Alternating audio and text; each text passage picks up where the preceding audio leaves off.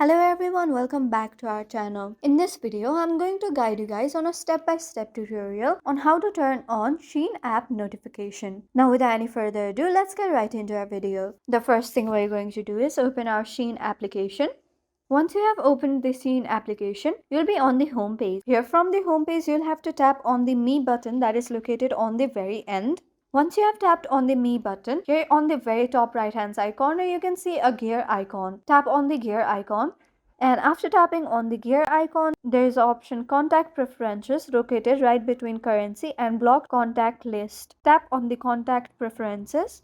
And from here there are many options, and on the very top option there is a new message notification. Here you'll have to tap on the new message notification, and here on the very top here, as you can see, my notification is turned on. If in case the notification is not turned on, then you can tap on that option, and from here you can choose whether you want to turn on the notification or whether you want to turn off the notification. And just like that, you'll be able to turn on the notification on your Shein application. Thank you for staying to the very end of this video. I hope this video was helpful for you. If this video was helpful for you, don't forget to leave us a like and subscribe. Have a good day.